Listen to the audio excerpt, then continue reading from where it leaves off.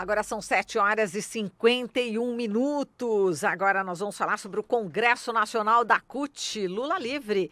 Sindicatos fortes, direito, soberania e democracia. 13º Concute, que acontece a partir desta segunda-feira até o dia 10, lá em Praia Grande, litoral aqui de São Paulo. Vamos conversar com o Rony Barbosa, secretário de comunicação da CUT, falando direto de Praia Grande. É isso, Rony? Bom dia. Bom dia, Marilu. Bom dia, Glauco. Direto aqui de Praia Grande, já estamos nos preparativos aqui para o Congresso. Muito bem. Bom, vamos falar aqui sobre este ano, né, este congresso, quais os temas, né, que estão aí em primeiro plano para discutir com todos os sindicalistas, né, membros da Central Única dos Trabalhadores, Rony. Bom, Marilu, primeiro nós vamos fazer uma boa análise de conjuntura internacional, ver o que está acontecendo no mundo, uma boa análise da conjuntura nacional para situar os congressistas em relação ao que acontece no Brasil, né? Para isso vamos ter convidados especiais como a presidenta do Partido dos Trabalhadores, a Gleisi Hoffmann, o Fernando Haddad. Vamos estar aqui também com vários companheiros e companheiras do Brasil que vão nos ajudar nessa análise.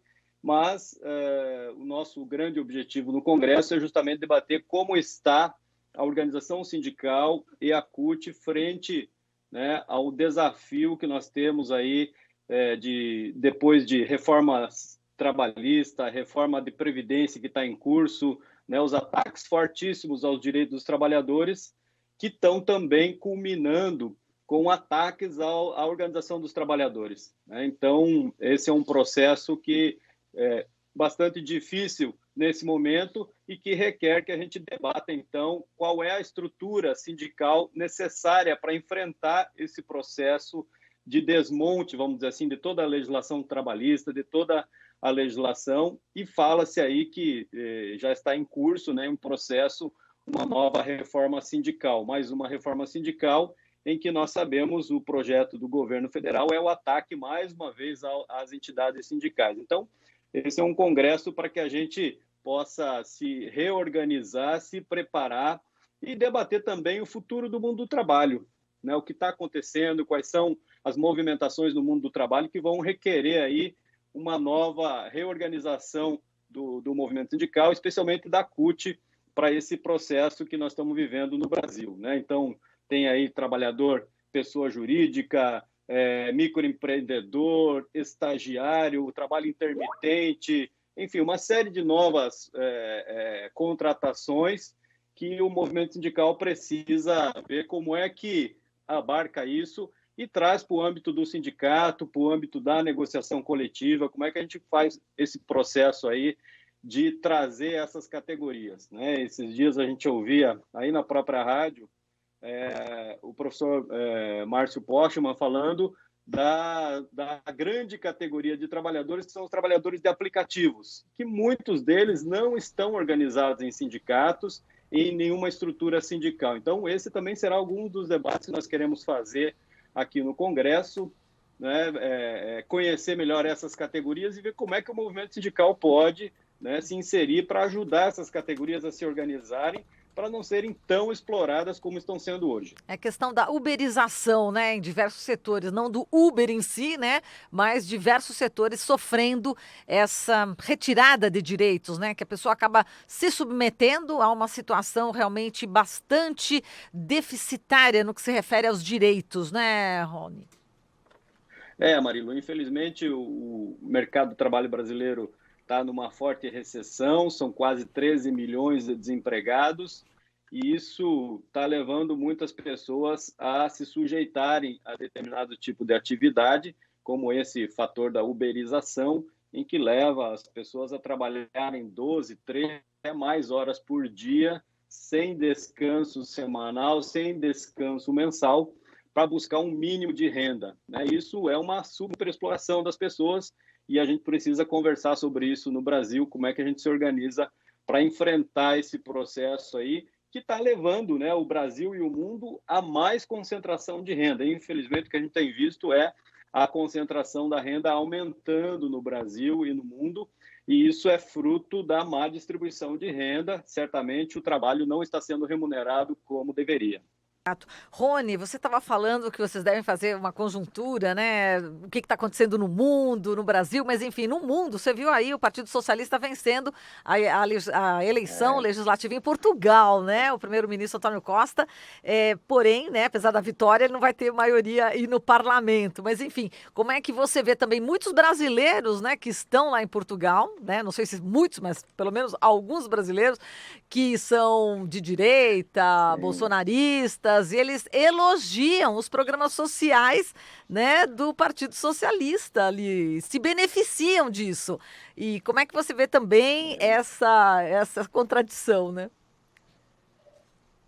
É, felizmente, nós estamos tendo aí áreas de renovação da esquerda no mundo, né, mostrando que talvez o ciclo da ultradireita esteja chegando ao seu fim. Esperamos que isso seja repetido em outros lugares do mundo. Eu acho que a boa notícia do Partido Socialista em Portugal nos dá aí certamente uma energia, né, e para acreditar que nós temos condição de vencer a extrema-direita em todo o mundo. Nós teremos eleições esse ano ainda na Argentina, no Uruguai, em mais países aí da América Latina, e há uma expectativa de que a extrema-direita não avance e, pelo contrário, que a esquerda avance. Então, há sinais, aí, há rumores de que há, né, um sinal de esgotamento da extrema-direita, né? Eu acho que até o próprio Jair Bolsonaro tem contribuído para isso no mundo. Infelizmente, o Brasil servindo de mau exemplo,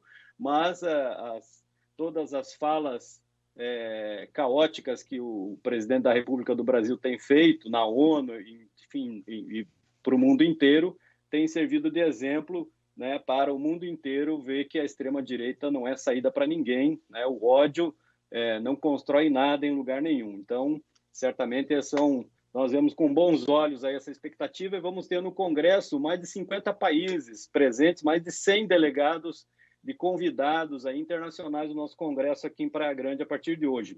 Vamos ter também um seminário internacional, começa daqui a pouco, que vai ser preparativo para esse Congresso, e esse cenário certamente será debatido aqui no dia de hoje. Muito bem. Rony, a gente sabe que o governo Bolsonaro começou com ataques, né, à estrutura sindical, à própria liberdade sindical no Brasil, e provavelmente esses ataques não vão parar por aí, eles vão continuar. E dentro desse contexto, né, eu queria saber se existe também uma preocupação no Congresso da CUT em comunicar à sociedade o papel dos sindicatos, porque a gente vê muita desinformação ainda a respeito disso. Por exemplo, muita gente não sabe que a política de valorização do salário mínimo, talvez um dos principais ou o principal instrumento de redução da desigualdade nos últimos anos no Brasil, ele foi fruto justamente de um trabalho das centrais sindicais, e as pessoas não têm essa noção, essa dimensão do papel que os sindicatos têm no Brasil. Vai haver também uma discussão no Congresso a respeito de como comunicar isso para a sociedade? Glauco, excelente pergunta. Eu acho que esse é um dos grandes desafios aí do movimento sindical. Nós podemos levar a mensagem e o papel que o movimento sindical cumpre no Brasil, né, em vários lugares do mundo, por óbvio, mas no Brasil especialmente há um desconhecimento muito grande do papel do movimento sindical, do papel de um sindicato na negociação dos direitos, e muitos trabalhadores que entram trabalhar, o trabalhador entra num banco para trabalhar e tem vários benefícios que ele recebe, né, e acha às vezes que isso é concessão do patrão, né, por ele ter entrado num banco grande e tal, e sendo que tudo isso foi fruto de conquistas de décadas e décadas da categoria e dos sindicatos. Então, tudo que os direitos que estão acima da legislação são conquistas dos sindicatos, né, e as pessoas, os trabalhadores, às vezes os próprios trabalhadores não sabem. Esse é um grande desafio do movimento sindical, essa questão da comunicação do seu papel, e da própria CUT também, né? Porque às vezes o exemplo que você deu, né, do reajuste do salário mínimo, ele é um exemplo aí do papel de uma central sindical, né, que é representar todos os trabalhadores, atuar em prol de busca de políticas públicas e de organização para que possa beneficiar todos os trabalhadores. Então, uma campanha salarial dessa, por exemplo, de valorização do salário mínimo, não afeta diretamente a base dos sócios da CUT, né? Porque a grande maioria dos nossos sócios ganham mais que o salário mínimo, mas indiretamente atinge milhares e milhares de trabalhadores que são importantes para nós, né? Então, nós temos uma visão classista e que isso supera, né? Por isso que a gente está trabalhando fortemente para rejeitar a reforma da Previdência, né? Porque nós sabemos que quem mais será prejudicado serão os trabalhadores de baixa renda, os que ganham menos, né? E talvez nem todos estejam representados nos nossos sindicatos, mas nós achamos isso muito importante, isso é o papel de uma central sindical, e essa comunicação às vezes não acontece, então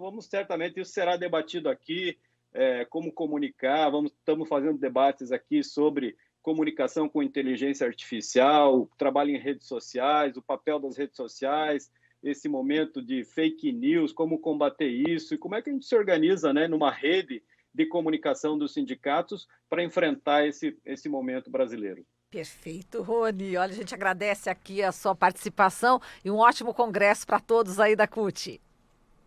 Eu que agradeço, um bom dia a todos aí. Bom dia, falamos aqui com o Rony Barbosa, secretário de Comunicação da Central Única dos Trabalhadores.